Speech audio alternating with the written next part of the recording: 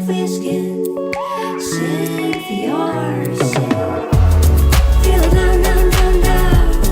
Think about it later. Feel it down, down, down, down. Think about it later. Feel it down, down, down, down. Think about it later. Feel it down, down, down, down. Think about it later.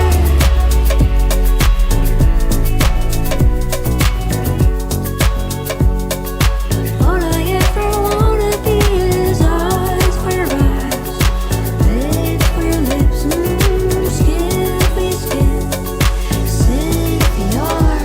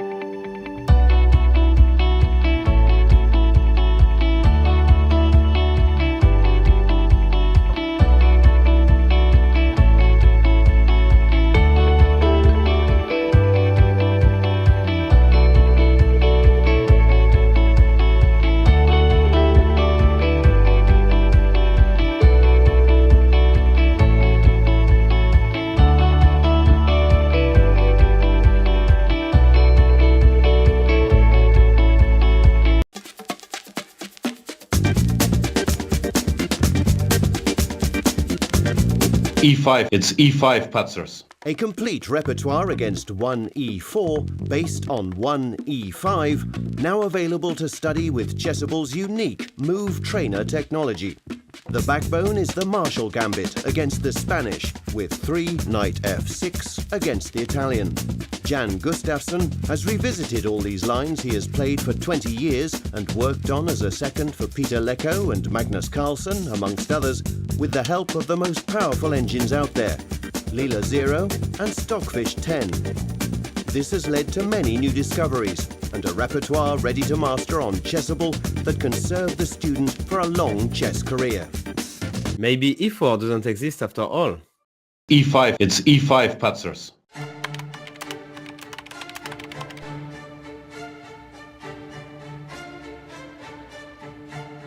Hi everyone, welcome to our new video series. My name is Jan Gustafsson and I'm thrilled to be reunited with fellow Magnus Carlsen's trainers, seconds, Peter Heine Nielsen, Magnus Carlsen's head coach, and Laurent Fressinet, Magnus Carlsen's French coach, are both here, and we will be going through the World Championship match 2021. Our experiences with it, the games, what we prepared, where we felt things went well, where we felt things didn't go well. Peter, we have different perspectives because we were in different locations. Very much. I'm looking forward to talking to you guys about it because you were in Thailand during all the match and I was in Dubai with Magnus and his non-chess team. So I see some kind of debriefing where we will discuss what was the mood in Dubai, what was happening in the technical department in Thailand, and we got to sort of basically compare notes and get the two kind of inside looks from the match. Very much so. And Laurent, we are actually in your private home. Thanks for having us. It's a big pleasure to welcome both of you, and I'm sure it will be interesting to talk to you guys about the match. Likewise. So we hope you guys enjoy the series with our behind the scenes insights. See you then.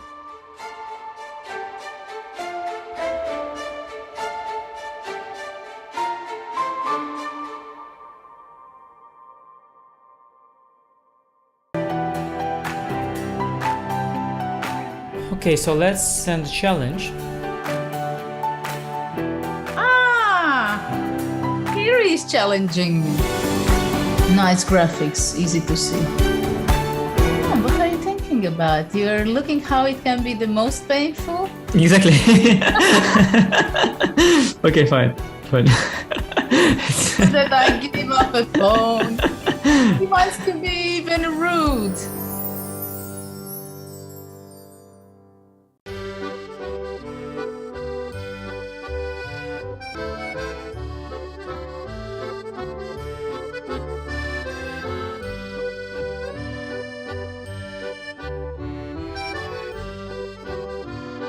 When I saw her for the first time, it was love at first sight. I love how rich and complex she is, how sharp and principled her first steps, how graceful her movement.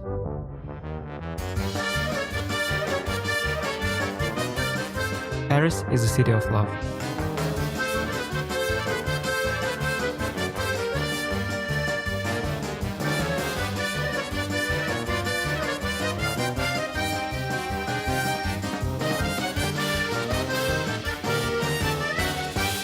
I've come to find my love for the French defense.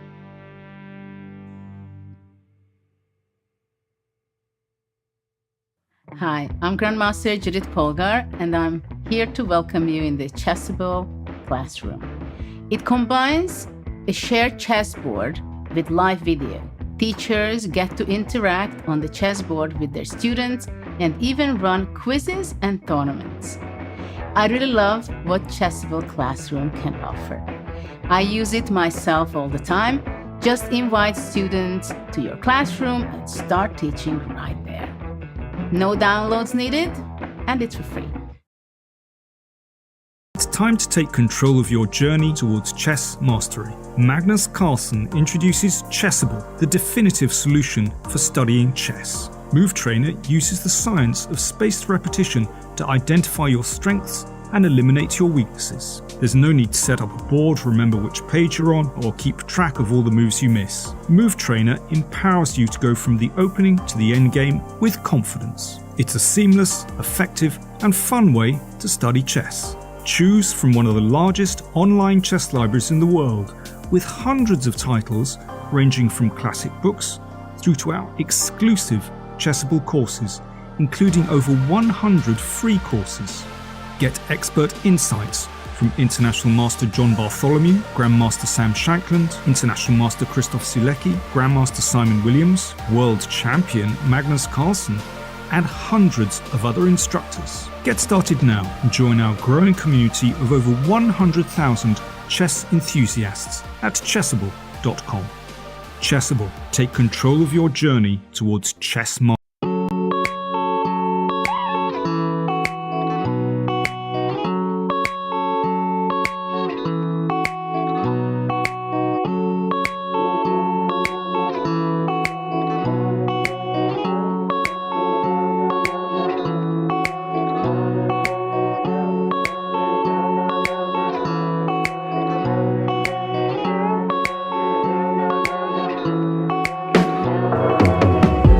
I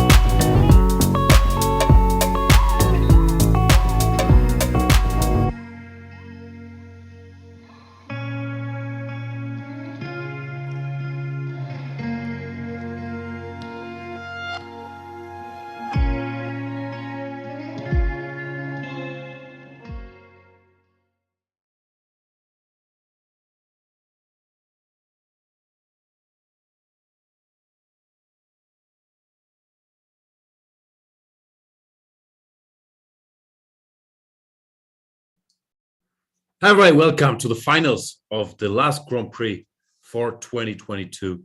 It's Wesley versus Hikaru Nakamura. Hikaru Nakamura already qualified for the candidates, but we might still see an exciting final between these two US rivals. Peter Svidler, I said, will we see action today? Yeah, we've gone. The mods, perhaps with some slight prompting, have gone with a slightly, lukewarm take on or maybe even not even that lukewarm on the prediction today. With the opposite colors, I would suspect there is a reasonable likelihood of today not being a particularly exciting day, but Wesley might as well try to play for a win quite ambitiously, and they have played a lot of very exciting games in the past, specifically with these colors. In particular, I think in the period where Hikaru was, very much a King's Indian player, he won some absolutely instantly publishable games against Wesley in the King's Indian. Poor Wesley. He's played 20 tournament games against Nakamura, lost one, and the one you bring up is the one that he lost in the King's Indian. Is that the actual? That is the actual number. Oh dear, yeah, that's me being. That actually surprises me a little bit. I would have assumed Wesley is in the plus because I think generally he's done well against Hikaru. But the fact that game is the only one he ever lost would have honestly been a shock to me. But it is generally your numbers we have to divide by 5 to get somewhere that we've established by now. Yeah. It is a very publishable game, though. It is. No arguing there. It was very beautiful. Legitimately one of the more stunning King's Indians and of the recent, of the last 20 years. We have a Nimzo. Yeah, no King's Indian today, and also no QGA, no QGD. Hikaru goes for the Nimzo, which is part of the repertoire of most top players. But I think from him we generally see other stuff. No. More. Sorry, I'm very disagreeable today, but it's Wesley choosing this. I'm fairly sure. Just everyone plays knight f3, d5, knight c3 against Hikaru, so you usually get whatever he does here, mainly bishop e7. But I'm fairly certain that he just plays the repertoire everyone plays. After knight c3, you go for the Nimzo, and after knight f3, you go for d5. I haven't seen him play much Carlsbad like d5. No, yes, proper Carlsbad, no. I'm trying to figure out if he ever played the semi-Tarosh. I think I may have seen some semi-Tarosh out of him, but very, very few. How do you get to the semi-Tarosh here? The names of openings, like d5, cd5, knight d5, what's that called? Okay, but this one is a very particular one, which I don't think he's playing, but also here, as you know, since you played this, it's a different version because the knight is not on f3 yet. And white. Absolutely, yeah, it does allow more options for sure. And either way, it's a queen c2 Nimzo, which could be a memory check and a reasonably quick game, or it could not be. It's also Wesley's style to play solid mainlines, but he tends to be well prepared there. In particular, if he goes e4 here, it will usually become more of the memory check territory. Well, if he goes a3, he will want to play.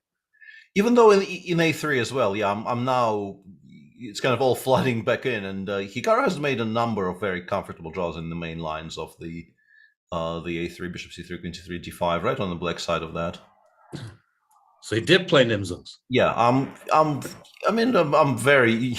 If there's one thing I'm comfortable with, it's accepting I was completely wrong about something. Yeah, I think Hikaru has played a bunch of those, which is still a very solid, reliable mainline. But e4, I could picture from Wesley. It's sort of up his alley. I guess he's also done it before, but it just leads to some very direct forcing lines where Black has to know what he's doing. Black does know what he's doing. Tends to be a draw. We'll find out. This line specifically there, which at some point there have been a couple of games at least won by White. So they found this new way of kind of avoiding the immediate force draw, in this long line, which I will completely butcher, right? Knight d7, bishop f4, queen h4, g3, queen h3, yeah. Whichever way this goes, yeah. We probably have already, I think it's probably castles, yeah. Sorry, I mean queen h5 without queen h3, right? Castles g5. Or castles, bishop c3, bc, g5, whichever way this goes, yeah. And they started playing bishop b3, knight d5, f3 here. Yeah, this is what. Yeah. And there has been some games won between strong players, which looked for a second there as if white is perhaps getting something. But I'm sure it has been clicked away into a draw by this point somehow. Yeah, black also has other options there. Like Fabi had some games that seem to end peacefully, as do all lines. If you do enough clicking and it's a mainstream opening. Also, what's curious is Wesley seems to be taking a moment here, like because if you play d4, c4, knight c3 against Hikaru, you have very high odds of getting this position on the board. So I'm a bit surprised by his hesitation. Perhaps somebody informed him about the over/under on 30 minutes, and he is making sure to go over.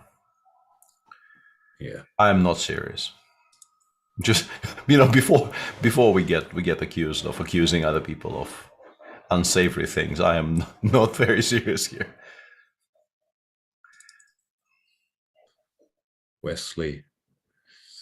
Yeah, there's not much else here. Knight f3 is a move that I used to play quite a bit, but it's no longer as popular as it used to be. Not so much for this line, which used to be the old main line, which also holds for black, but at least white gets some questions. But mainly everybody started doing knight f3, d5, and white got stuck here, like transposing to some sort of Ragozin where they just argue castle. It's more useful than queen c2, and white hasn't really been able to shake this. Of course, there are games here. Wesley, for example, he beat Levon in a nice game after bishop g5 once, some crazy stuff. Can't quite recall how it went, but something along these lines. But overall, all of this has been established as well. So these are the three moves to choose between. White has a comfortable game and no risk, assuming he knows the theory, which Wesley always does in all the lines. But I think if they want to play, usually it's a3, takes, and here you pick one. Typically nowadays, debates are in this sharp line with bishop g5, c5, dc, d4, for example. Has d4, queen c4, b6 been in trouble, or? In trouble is strong, but they found ways to keep the game going. No, like in these, how is this? Show a6, queen a4 line. Hikaru also had games here with this queen e7, rook d8, but white had some questions to ask there. While in particular, white has to start with bishop g5. If they start with knight f3, which is the other line here, after takes b6, bishop g5, bishop a6 here, I think it's still all fine for black because the rook is not on d1 yet. So that's more or less the status quo. I'm not even sure what they do here. I guess here. Sorry. You don't hang the queen, you go. Yeah, probably don't. Somewhere. I guess here these lines with c5 are still around. So I am a bit curious what Wesley wants to do. Another question is, of course, the big one. If he does feel this is an important event now that he can no longer qualify for the candidates and has prepared thoroughly for the game, or if he feels more like, okay, let's make 2 quick draws and see what happens in the rapid. Yeah, and if that's the choice, probably playing e4 here is the easiest way to do it, right? That leads to a lot of very, very forcing draws, which you don't really even have to, think about making moves very much there, right? It's from a practical standpoint, it's the easiest way to go. Yeah, I don't think white is in any trouble in the a3 lines anywhere either. It's also quite forcing, but yeah. No, I mean obviously no suspicion of trouble anywhere. It's just like where you can actually make like 25 moves in 2 minutes easier and get to a completely drawn position. Yeah, I'm wondering, I'm not sure I can reconstruct these draws they've been making here. Yeah, some kind of c5 DCBC, and then all that. Yeah, that's the one they've been making quite a bit, including Hikaru himself, right? Go? Yeah, exactly. This is some forced lines here. Is it e4? Sorry, my memory is letting me down, but there are forcing draws here as well.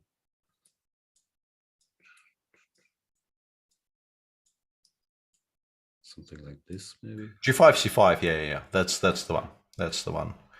Queen takes D1, queen takes C5. Check, king G7, bishop B5. Check from C1, check from C4. That's the one. This is a popular one. Yeah. Hikaru has made, I think, like 5 of these with black. Yeah, if you don't want to make an immediate dropper by perpetually, go queen d3, but the endgame has also been analyzed to be... No, I was wondering how white makes a draw after king e1. Can I take? But maybe it's bad.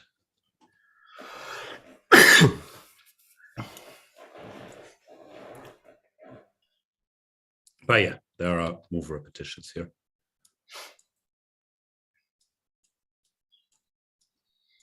Yeah, takes 6. I think for some reason it's knight c6, maybe 4. Maybe not. But seriously, what's Wesley doing? I have no idea. Like, you're 90% to get this position on the board today, if you choose to, and now you take time. I don't get it. It's not his style. Yeah, it is a bit confusing, but it'll get resolved somehow in the near future, I have to assume. Making a move. Maybe he is on Twitch checking his channel points. Yeah.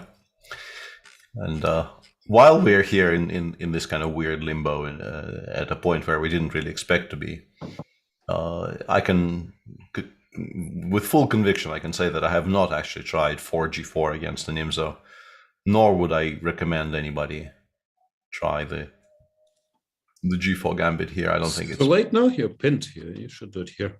Yeah. It's and here comes e4. Yeah, no surprises there.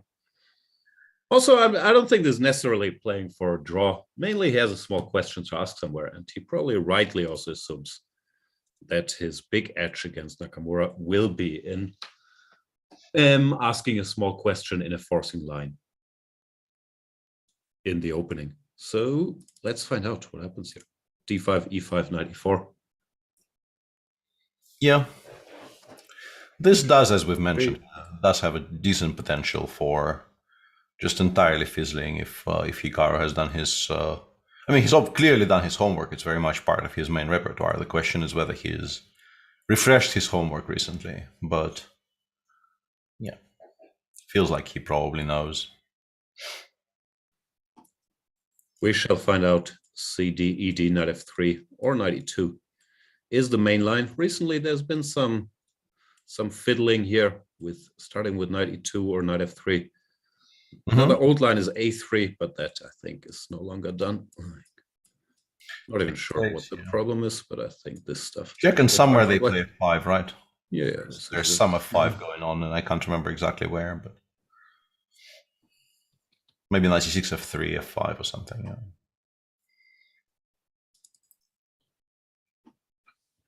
And yeah, Wesley does start with knight F3, which I've seen is the latest fashion, not including CD, ED, but I'm not quite sure about the status quo, to be honest. So CT4, knight D4 played. Knight D7 will also most likely happen. Yeah, Hikaru not really. Doesn't create the impression of somebody who is unprepared for this.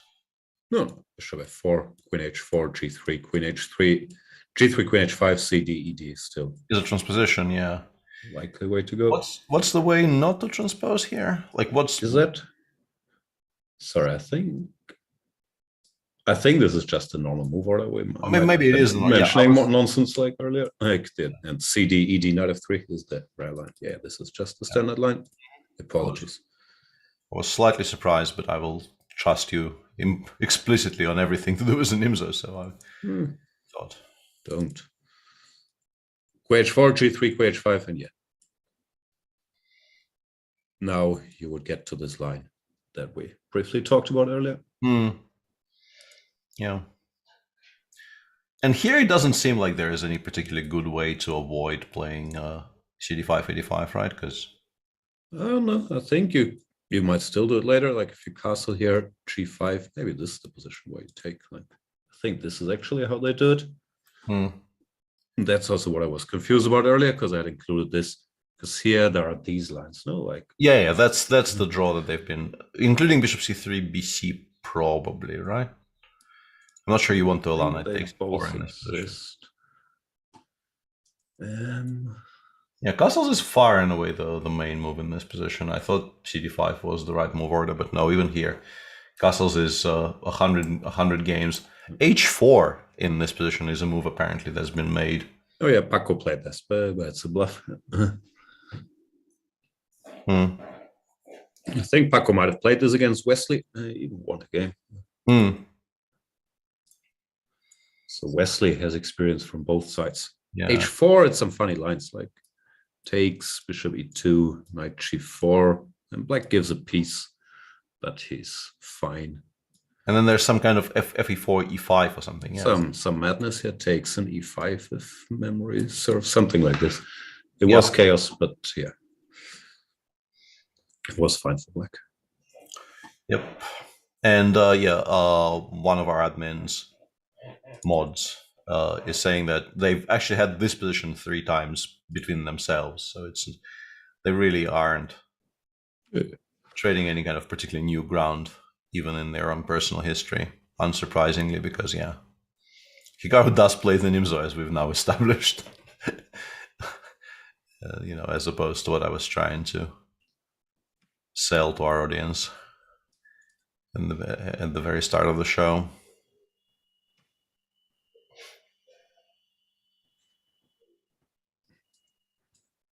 Yeah, they've played this exact line. CD, bishop c3, BC. Yeah, I think you start with bishop c3 and ED, and made one of the more known draws here. This is the just straight up forced draw, but takes, queen e4, fg, whatever, fg, b6. There is actually f5, rook a8. This has been done plenty. Many a time. The trick was that you regain this knight. I'll bungle the board as usual, but I guess it's this. I think you're fine. Yeah, I think this is still completely correct. Yeah, and it ends up peacefully. So that's the line you play if you don't want to play, because that's an established forced draw. But recently, black, I think, has been trying to avoid this g5 cd, bishop c3, bc, ed move order, because it's less comfortable fully equalizing here than it was clicking your way home in these gf lines with or without bishop takes c3 included.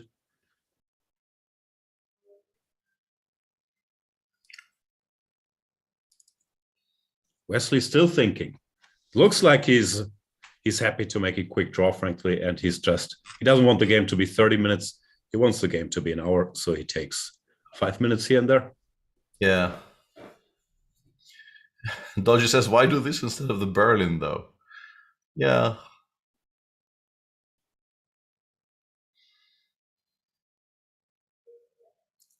If they end up actually playing out one of the more well-known force draws, such as the one Jan just showed, the question Dodgy is asking is very much a legitimate one. But I'm guessing, perception still plays a little bit into it, I suppose, even though they both are one of the,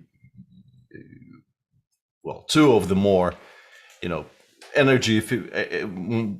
of the most energy efficient players on the circuit. I would term it like this. They are, I think, sort of very much on the record, not wishing to expend more energy than is absolutely necessary in games where they don't consider, stakes to be high enough. And since Hikaru already qualified and Wesley can't, just moving everything to, by making a draw here with white, Wesley isn't really guaranteeing there will be a Monday, but he is definitely increasing the odds of a Monday.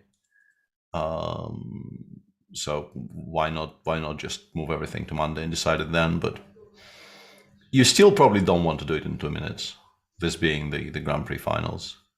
Hikaru's so energy efficient, he hasn't played tournament chess for 2 years. That is really the absolute, the very model of a energy efficient general. No, I do agree with your point. Like, we are struggling to reconstruct this line. So how do you call them? The verified Twitter people, like Mr. Dodgy. If you played this game, they'd be all over it. Because this game everyone's seen 50 times by now. But if you play, played this game, we've only seen it like 5 times, so people will get less upset. Yeah, absolutely, and it might actually play into the equation a little bit, even though I'm not sure it should, and both of them have done well enough in the Grand Prix cycle, and Hikaru in particular, but also Wesley, considering perhaps how unlucky. I mean, it's not really, terming it unlucky is unfair to Linier mainly, but considering how close he came to qualifying in the first one as well, which would have been very interesting in terms of an overall intrigue. There's not very much riding on this. Perhaps we are slightly overselling the intra-US rivalry here, which would be one potential reason for them caring slightly more. But maybe it's also, frankly, it's stuff for us commentators to talk about. Usually, players really don't think, oh, normally I'd be fine with a quick draw today, but this guy's my countryman, so I must fight. Yeah, it's not usually how it works. Like, yeah. No, I mean, there are probably some relationships in world chess which kind of trump the desire to have a rest day, but they probably don't have that. Which one? I mean, some relationships from the past. I mean, I don't think, let's say, Vlad and Veselin would have played very many short draws even after the match. They probably would actually come and play a proper game of chess, regardless of the tournament situation or any kind of a setting. But yeah, it mainly is something to feel the column inches with, if newspapers still existed. Seminum is asking, who's usually considered the better chess player overall, Hikaru or Wesley? That's a very complicated question. If you look at the current classical ratings, Wesley is a bit ahead, but Hikaru hasn't played for 2 years, and since he's played at, I haven't seen his rating performance, but I would guess very much at a 2800 level minimum. Their head-to-head score, as mentioned, it's fairly balanced. It's Wesley winning 3 games in classical chess, losing 1 and 16 draws. I think they're very different stylistically. It's hard to say who's the better player in tournament chess. It's probably very close, but Wesley is the better theoretician. I think that's fair to say, while Hikaru, maybe is more tenacious. I'm not sure. I mean, but Hikaru, he can get a bad position, but usually he gets out of it.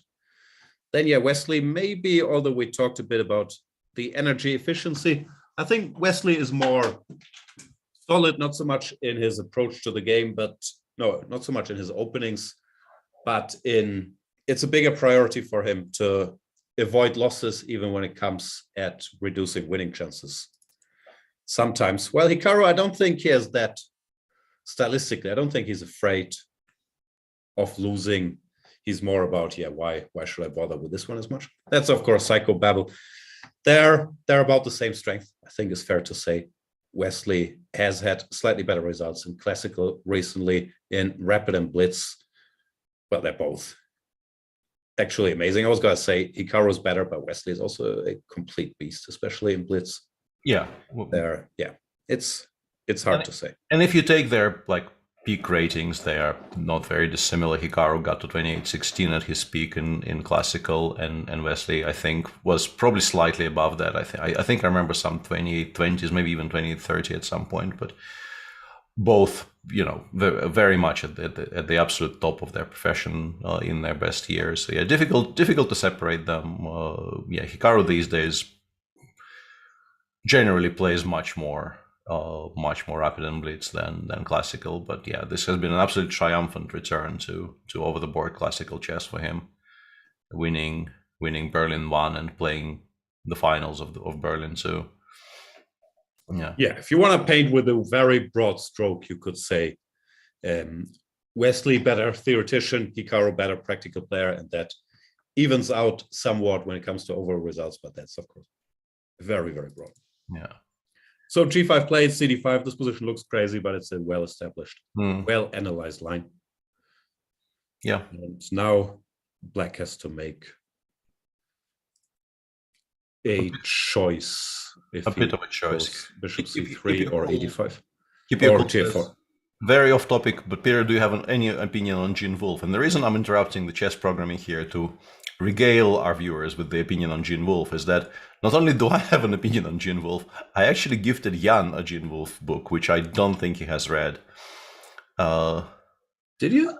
I gave you this like huge, thick, like the first 2 volumes of the Book of the New Sun, because I by accident bought a double basically, and it's a kind of a gift I give when something is like I already have that, so so why not give it away?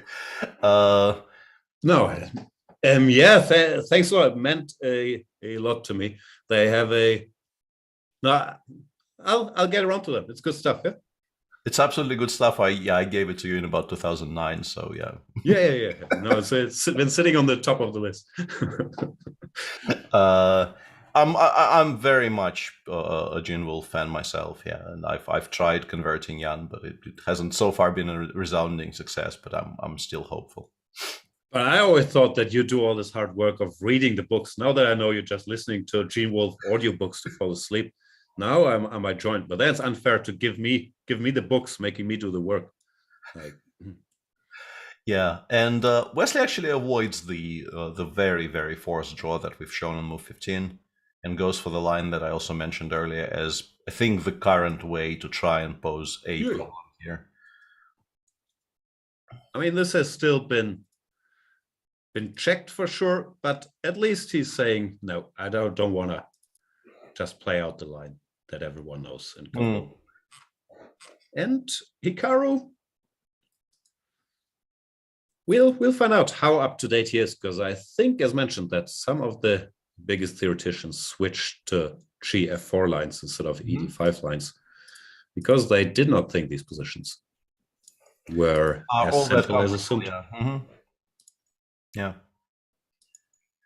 And Frisky Frog says Wesley has played this with both colors. Yeah, this is a very, very topical line, and it's unsurprising that it's seen some traffic. Tani actually played this.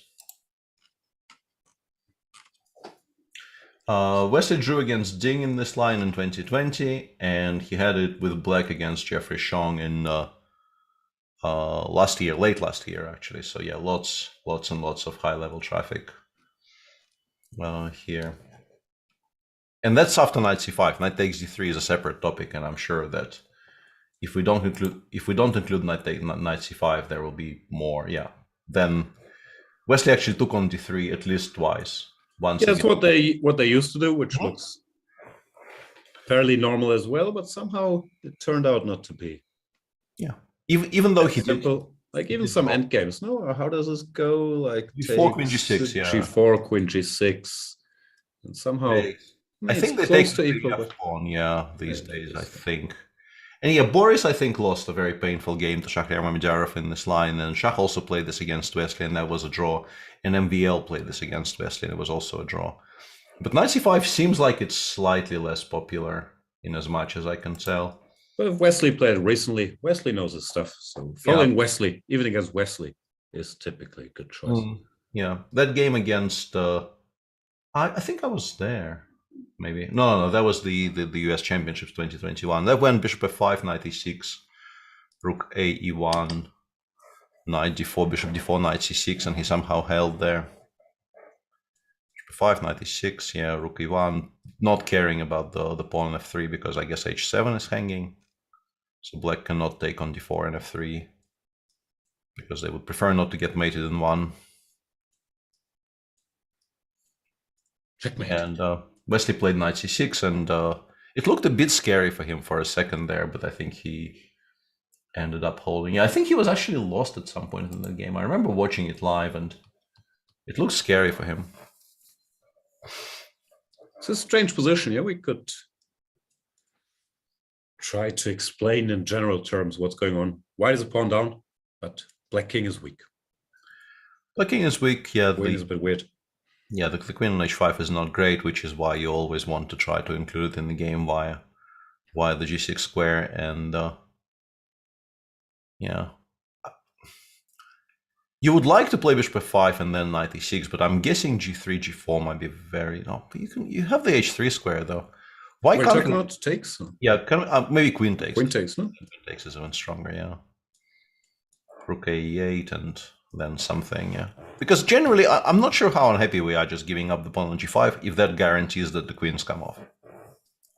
Obviously, with the queens on, we are not thrilled. But here I go f6, let's say, bishop h6, rook f7, and maybe I'm not really suffering all that much, because structurally, white also has weaknesses on the queen side, and as long as we don't get mated with black here, I think we generally end up being okay. But nobody does sure. that. Maybe. I'll just take white still. Yeah, if you have to choose, you take white, but... Let's find out. Yeah, bishop f5 has not been played a single time. People play knight e6, and there has also been 3 games where black played f7, f6 after bishop f5, but yeah. The idiotic idea of just taking on f5 and does not occur to sensible people. But what is Wesley doing? Bishop f5 is the only sensible move here, or it's a bit surprising that he's still thinking, because like bishop e2 exists, but why would you play bishop e2 if you can play bishop f5? Also, as he had this position on the board, he obviously knows. Yeah, I don't know. It's actually bishop e2 is not that stupid, but probably doesn't give much of an edge, because you do create at least a hint of a threat with f3, f4, and black's position is still kind of, disheveled and needs to be disheveled, very disheveled.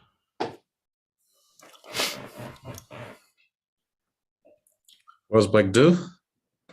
Knight c4 is one option. Also, f4, knight g4 might be a decent enough reply, so maybe we can make a waiting move of some sort. I don't know, f6, b6, something that improves our position. But knight c4 is more concrete, just sidestepping the push. I keep on thinking, I keep on wanting white to be better, but probably isn't the case. I keep on wanting Wesley to make a move. I want to figure out if this is going to be a real game, or if we're just done in 20 minutes and Wesley is saying, I'll be the ambush party and take some time here. I don't really get what's happening. Maybe he's not feeling well. I read someone said he's leaving the board. Maybe he's not feeling well. So let's hope he's okay. That could be something, because there's absolutely no reason for him to have spent half an hour getting to a position he's played with both colors.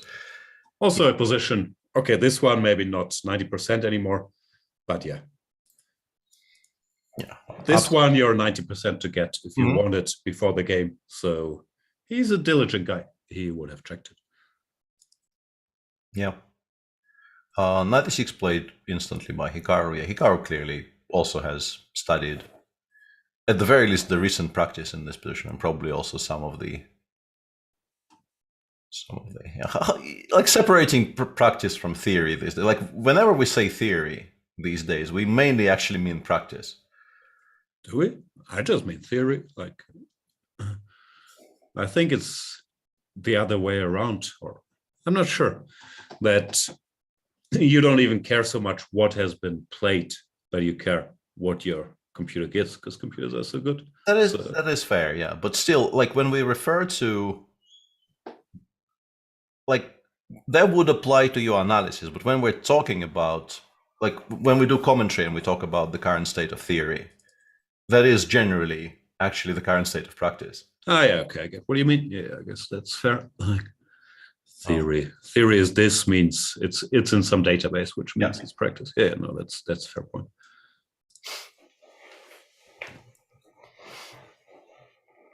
Well, if you're looking at openings, then yeah, practice is much less important than it used to be. It just gives you pointers as to what people may have looked at. I think. Also, you can trust some guys. Like if Wesley played something, it's probably not unchecked by powerful equipment. Yeah.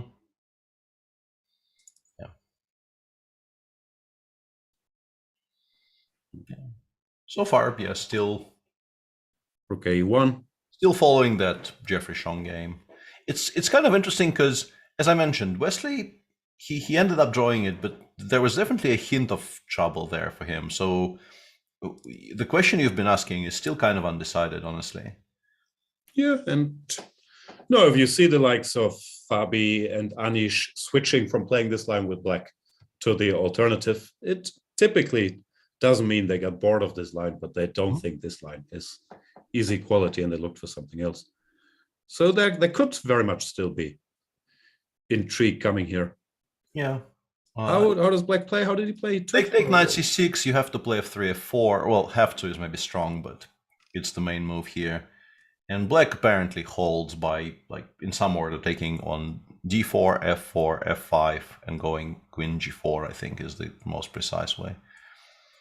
And this position holds, unsurprisingly, because black is currently a pawn up. The king on g8 is arguably not much weaker than the king on g1, with pawns missing in front of it, and a lot of material has been traded off. So this is supposed to be fine. And yeah, I think he's done something slightly different. Against Jeffrey, and was in a touch of trouble. Yeah, he played queen h6 instead of queen g4, which I think might not be the most precise move. And it doesn't lose, but it might make you work. It might make you work, whereas queen g4, I think, is supposedly a cleaner solution, which just solves all of our issues. Yeah, rook e5 f6, and then we start bringing our own stuff in, and I guess I can spend a tempo on queen e6 here, even though rook e8 I suspect is a draw, but yeah, I would like probably not to give up the pawn on f6 so easily without trading more pieces. I mean, obviously white can never be worse, but they probably never win either. We'll find out. Fair chance this position will appear on the board in around 15 minutes. Hikaru blitzing out all the moves, and Wesley carefully weighing the consequence of f4 for like 5, 6, 7 minutes.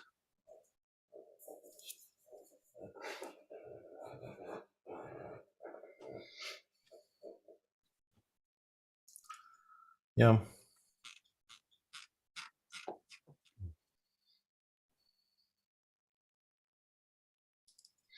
I think Hikaru on the question just posted in chat by. Oh no, f4 blitz out. Yeah, I don't think. First of all, I don't think Hikaru can be very certain that Wesley is feeling poorly, and secondly, this is not a kind of a position where you push. This is a kind of a position where you demonstrate exactly how to make a draw, because you really aren't playing for a win almost in any situation here. Yeah, no, the question is just if this game will continue. First of all, if Hikaru knows all the details, like if it's going to play queen g4 and so on. And then if Wesley has a small try that, because there's zero chance Wesley's out of book here.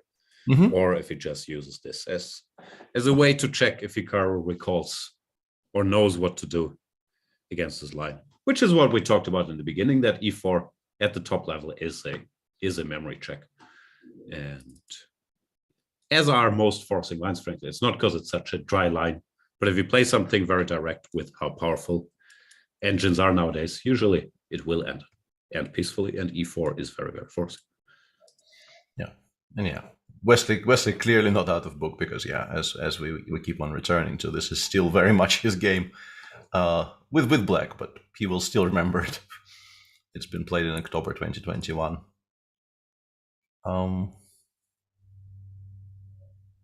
Yeah.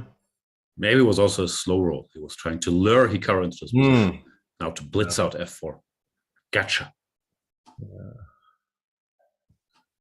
How many of these have you seen in your life? Actual opening slow rolls? I don't know, but I quite often, back in the days when I was better theoretician, did them, but not so much to trick my opponent, but you want to settle into the game a little first and think about what you've prepared and what you haven't prepared. And you don't want to let your opponent know when you're out of book, and that's easier not to telegraph if you took 3 minutes here and there, especially in a line you know well. And also my experience was that if you blitz out, like literally blitz out the first, 15 moves, and then you have to start thinking in a sharp position, that often it's harder to get into the game than if you blitzed out, than if you took 3-4 minutes here and there. So I do understand if that's what Wesley has been doing. He used a little more time than you would typically use for that strategy. But yeah, pretending to be out of book to then start blitzing later, I guess people do once or twice, but you don't see it deliberately so often. Often you see the opposite, like Levon.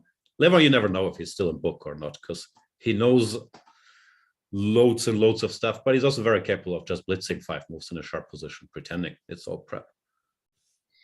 Yeah, there's definitely a number of people in the very, very top echelons where, you know, they might have like 132 by move 17 on the clock, and you still don't know if this is prep or not. Yeah, like Levon comes to mind. Vladimir Fedoseev is another player like that who, you know. No, that we know it's not prep. You know, these days he actually does work. I kid a lot. No, I know he's worked quite a bit. Yeah. With Khalif might even know he has good openings. Yeah. Nepomniachtchi I would also put on that list. MVL to some extent sometimes does that.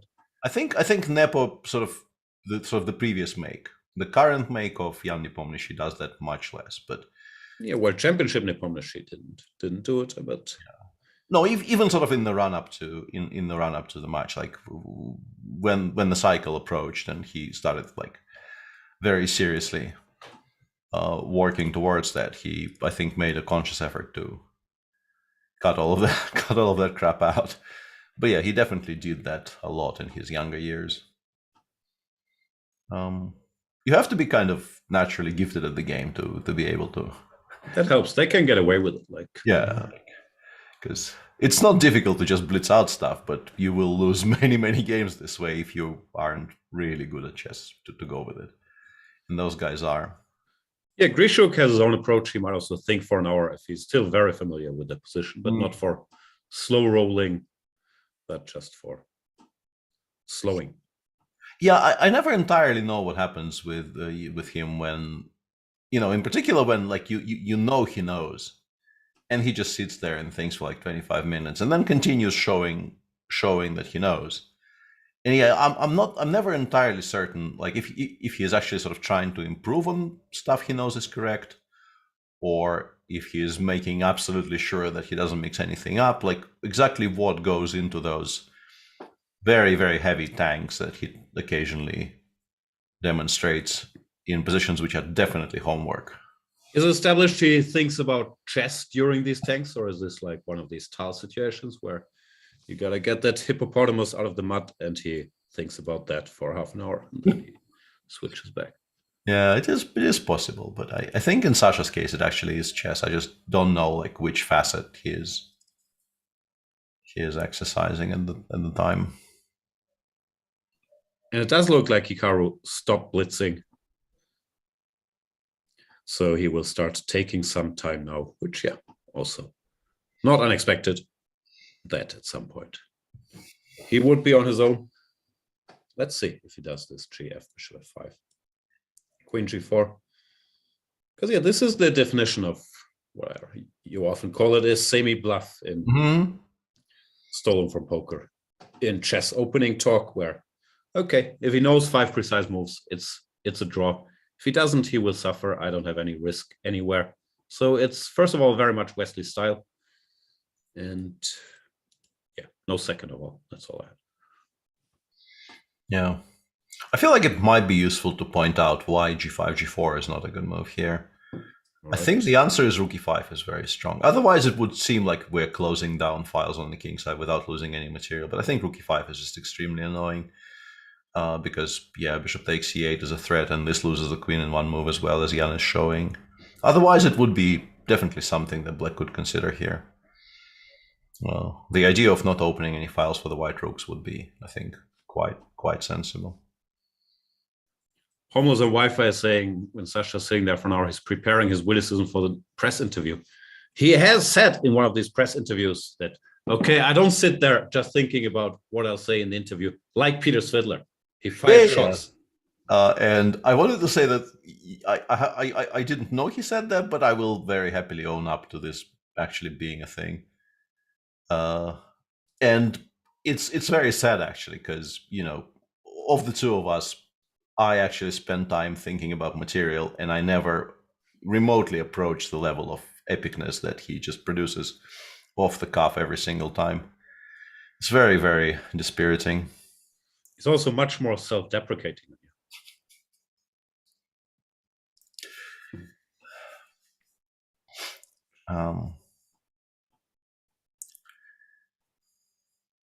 you. Hikaru. Will he take the pawn? It's not really the only move. You can play something like bishop f5, queen f5, and then, I don't know, h6 and play it that way. I suspect most things here, like if you give this position to a machine will make a draw in more than one way against another machine. But you kind of want to leave yourself as little work as possible. Let's ask our friendly neighborhood machine, whereas to say that only gives one line, which makes demonstration tougher. Yeah, I have a feeling. Yeah, but here, yeah, I'm sure it's a draw. It does give some moves, but nothing drastic. Queen takes d5, 0.37. Random move, 0.27. Yeah. Shouldn't be lost yet, should it? Yeah.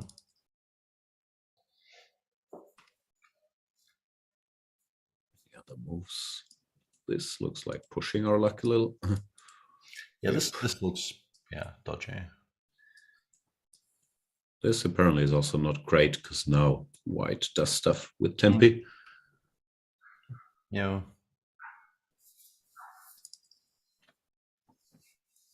Yeah. Somewhat curious spot for Hikaru to actually stop and think, but I think I can very easily imagine a situation where he knows this is equal and he knows he's looked at this at some point, but maybe not very recently. So he is actually stopping to make sure he doesn't mix up any move orders. He doesn't mix up any squares for the queen after. Let's say if he is planning to go gf and then bishop takes f5, rook takes f5, there might be a difference between all the queen moves. And once again, I don't think the one that Wesley chose loses, or even queen g6, which is another option there. Probably none of them lose, but they aren't as precise as the best move in the position, perhaps, and he wants to make sure he remembers.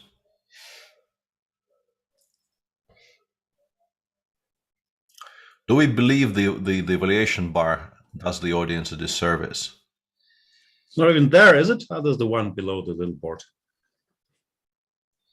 I don't know. I think as an audience member, I would certainly want it, like as a visual aid to who's better and why. Also, there's different levels. I do think that the pros very much outweigh the cons, and that it has made chess more watchable than just staring at the board and lines and whatever commentators say. It's a way to keep score, because you only get a result like after 4 or 5 hours, which is not that exciting otherwise. So I'm in favor, but of course I understand the general chess improvement advice about, don't stare at the computer line, think for yourself, which no one does, but it's still good advice.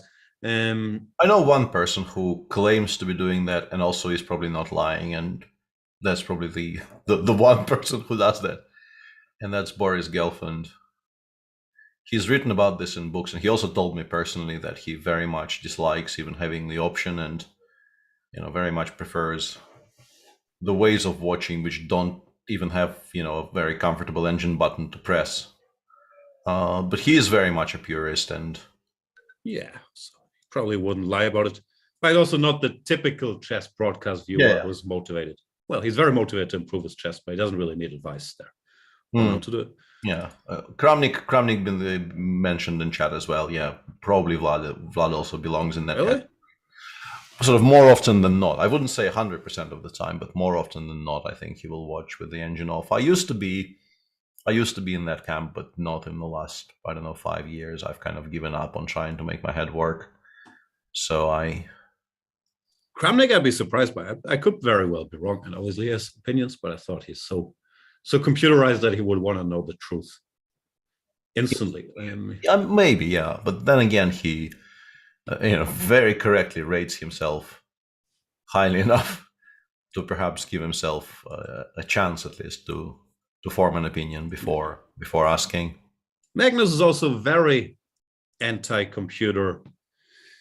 In general, I'm not sure what his policies are on watching games, but he's very consciously trying to limit his exposure to strong machines to keep his head from stopping. So a lot of the top guys do it because they're smart.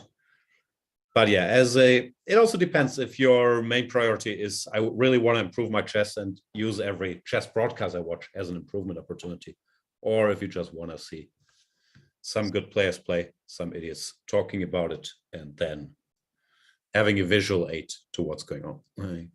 Yeah. So I do think the pros outweigh the minuses, but of course, for chess improvement in an ideal world, you're sitting there thinking and then maybe using the computer to verify or to show you why some of your thoughts were or were not correct. Yeah, this is what I do when I'm feeling optimistic. Yeah, I still switch it on, but I switch it on after I spend, like a minute trying to form an opinion on something, and then I check. But rare and rarer these days.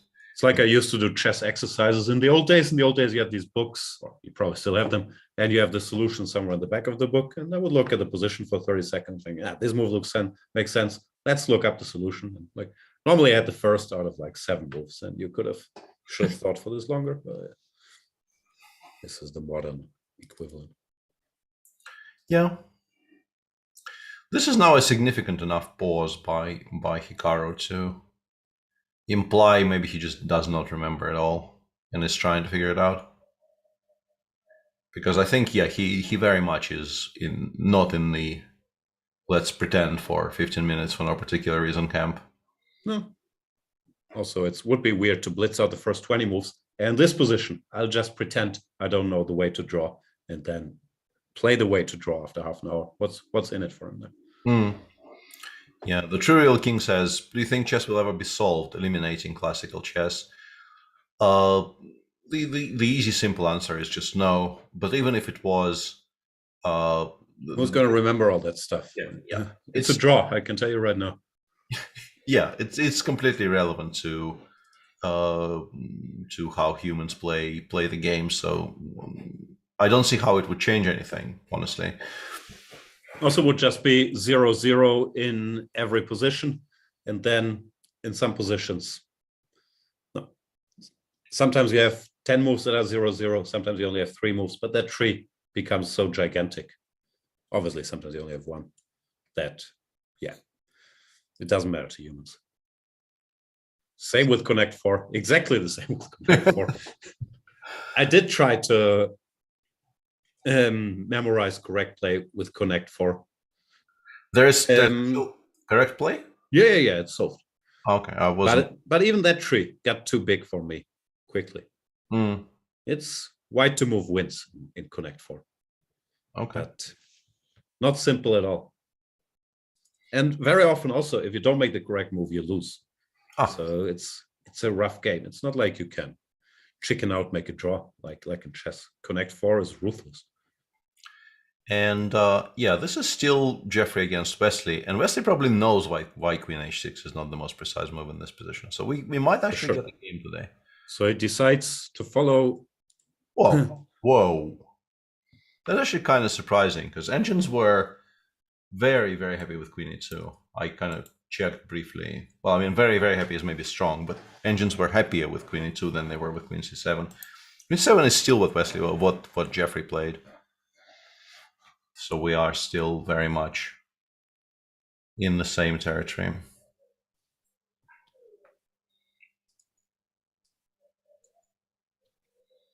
Yeah.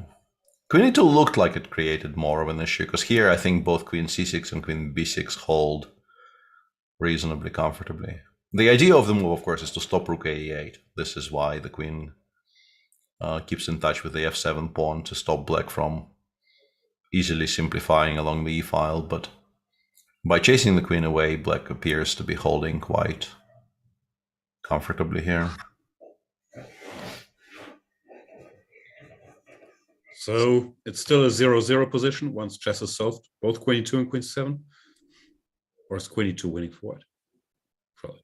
Probably still a draw, I would assume, but What else is so Wesley? If this was powerful, he would have done it. I guess it's just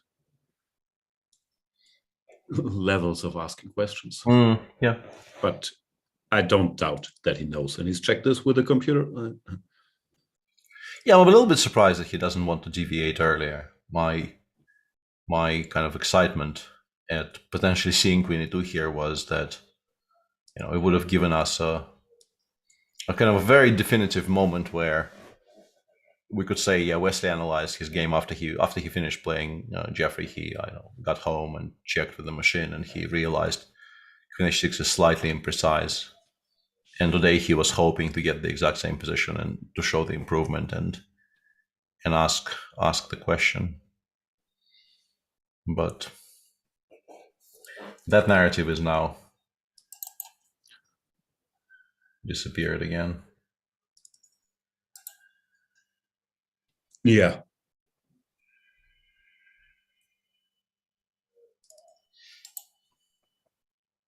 Yeah. In the game, Wesley played Rook AC8 here, and he was legitimately worse after Queen E5.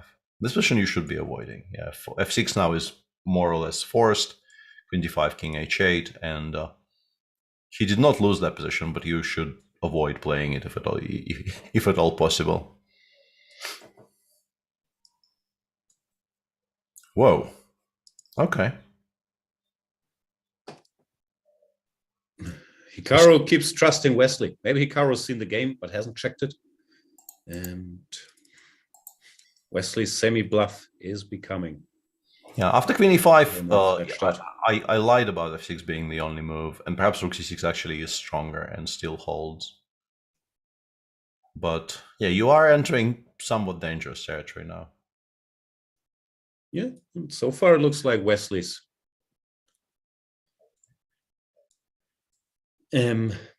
made a very good guess.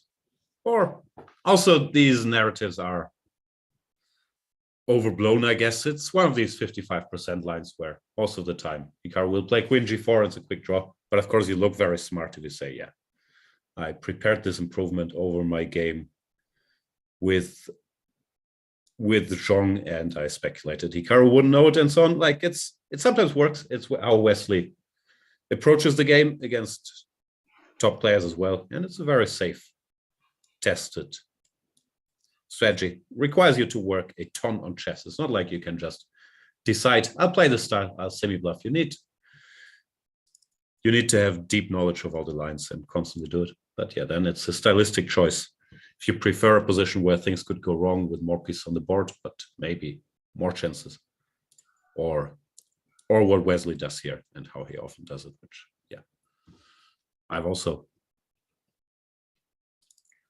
been a fan of in my more active days.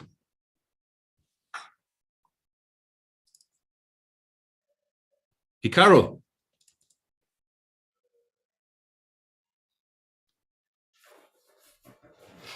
Yeah. Kind of a crucial moment coming up, because, yeah, even though I don't quite understand why f6 and king h8 is so much better for white, because black still has some counterplay and the material remains very, very limited, but... f6 played. Hikaru just follows that game. He just trusts Wesley. Even against Wesley, he does say, you know what, I'll just follow whatever you did. But now, according to Engine, it's serious. Yeah, queen d5, king h8, +1. Yeah, it's still... But my issue is, it says, so, let's say a position after queen e4, rook c1, and then, I don't know, king g2 and the rook trade. The engine gives white a reasonably large advantage, but I'm wondering if, like, in human terms, this is not just a draw. I'm wondering how big of an edge white actually has here. Like, how many of these do we actually win? I won't win any of these against Hikaru, but Wesley might win some. Let's see if it drops. Yeah, does appear to be dropping a little bit. Also, it is Hikaru. Like, we've stressed this quite a bit. Hikaru can get into trouble, but then he's incredibly tenacious. Wesley's a better theoretician, but this is what's playing out here. So it makes it draw still a favorite, but Wesley can be happy with the opening event. Yeah, absolutely. Also, I see some other moves on the screen. The evaluation is always similar, but yeah, you could go, I don't know, rook f4, trying to stop this rook c1. It allows rook c2 though, and you have to. It's kind of scary because the line goes rook c2, rook h4, queen d2, and this apparently does not come close to giving mate. But it looks kind of, you know, worrisome, allowing two of the heavy pieces to the second rank. But white, yeah, white obviously has their own play. How does this go? No, I'm curious again. Foolishly switched off the computer, but we're threatening mate and if rook f7, you do probably this. Still have mate. Yeah, I think it's like queen f2 check and then maybe rook somewhere, maybe c7 or f5. I'm wondering if, like, does f5 allow mate? Am I blundering enough here to just resign, or? I don't know. Let's try. Yeah, the question is if rook h7 is actually mate or not, but and rook e7 here might be. Yeah, I can believe that. Queen e6 check. This is mate. Yeah, looks matey. Hang on, king h5. Even here, no, in the. This is, but rook f6, king g8, queen g8, king h5. I have rook h6 next move, right? Do. Check from f7, and then check from g7 with the rook, and then it is king g4. The entering king is safe, as we know from shogi. Yeah, the entering king is going to actually be completely safe here, I feel. Yeah. He gets to somewhere like t1 and then black, or f1. And black actually wins. Yeah, really weird lines.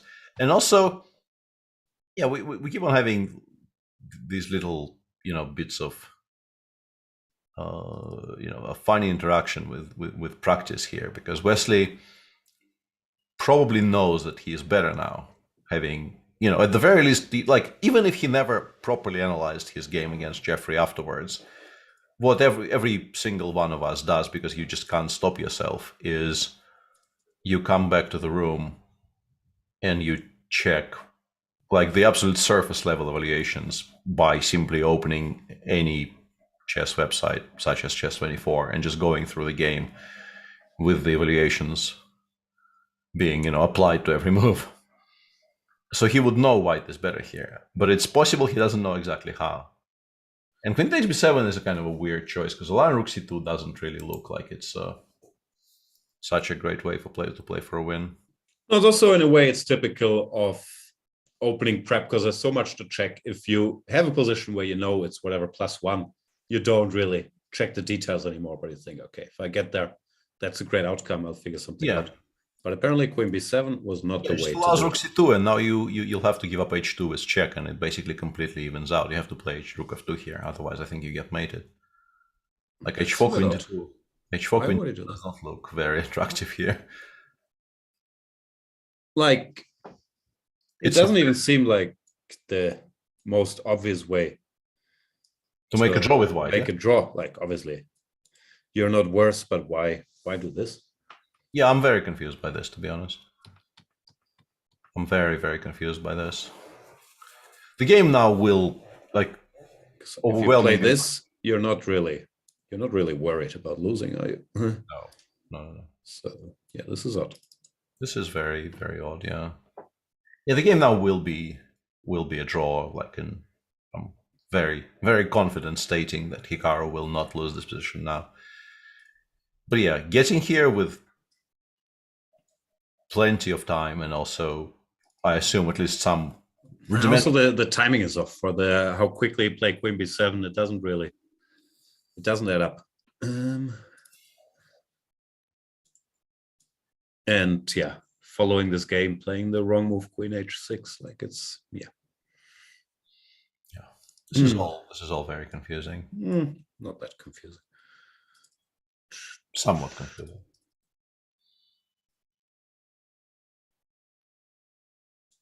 Even the rook ending is, I think, completely drawn, right? Like I can even take on G2 and go to E8 if I want. Is it move 30 already? I was wondering why the pause. I guess Hikaru is trying to figure out if Queen D2 check is even simpler, but I don't think it is. I think you should take on H2. No.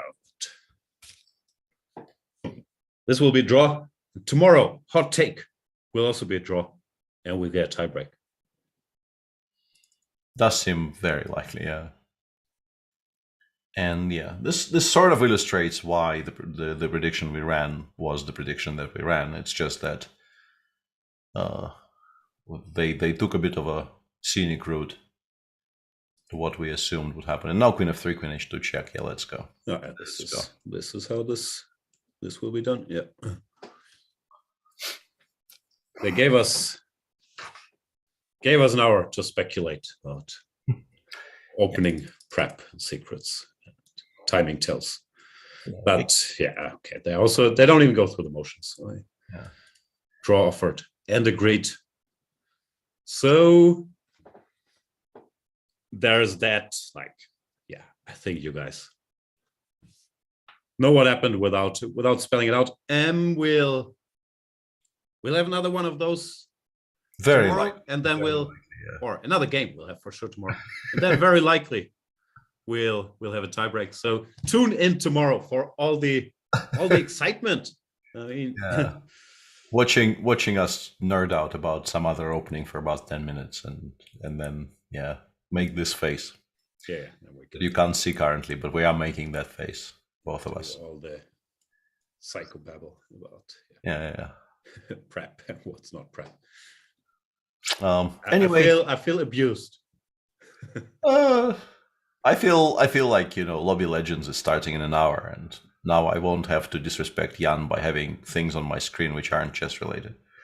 So I feel respected if you have things on your screen that are chess related.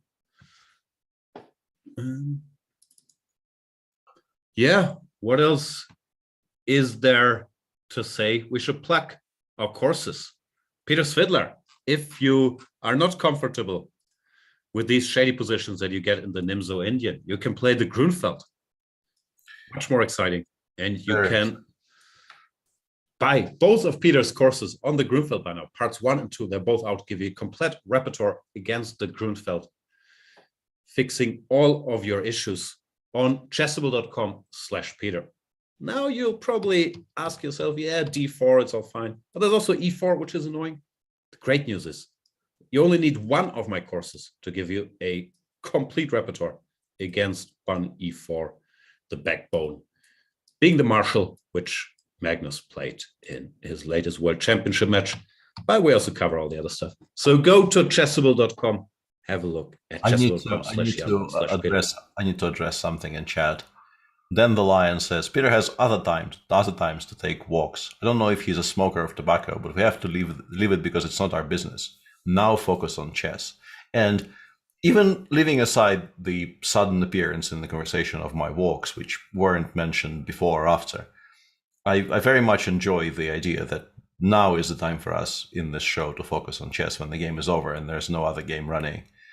So I thought I will read this out and say kudos to the viewer who suggested.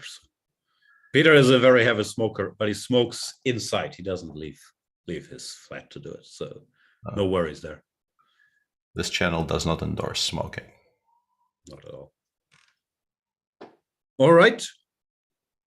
What it does endorse is Chess 24, where there's also a new video series on the World Championship match itself by yours truly, Peter Heine Nielsen and Laurent Fressinet. We were seconds in Team Magnus in the 2021 and 2021 match.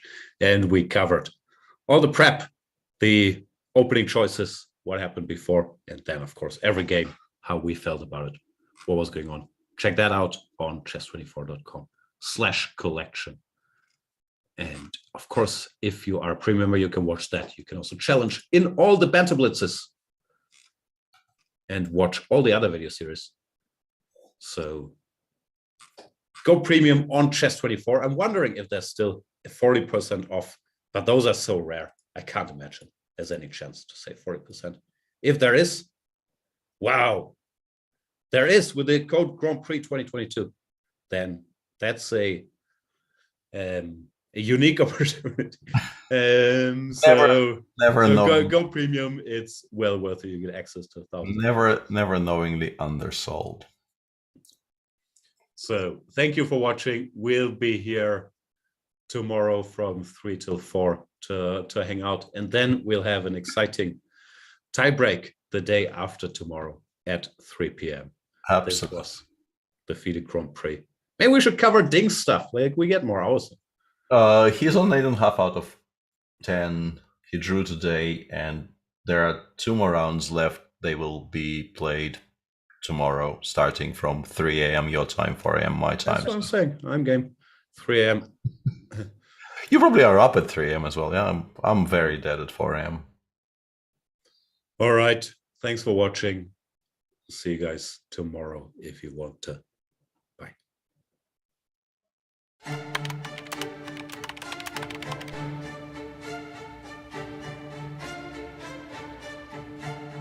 Hi everyone, welcome to our new video series. My name is Gustafsson, and I'm thrilled to be reunited with fellow Magnus Carlsen's trainers, seconds, Peter Heine Nielsen, Magnus Carlsen's head coach, and Laurent Fressinet, Magnus Carlsen's French coach, are both here, and we will be going through the World Championship match 2021.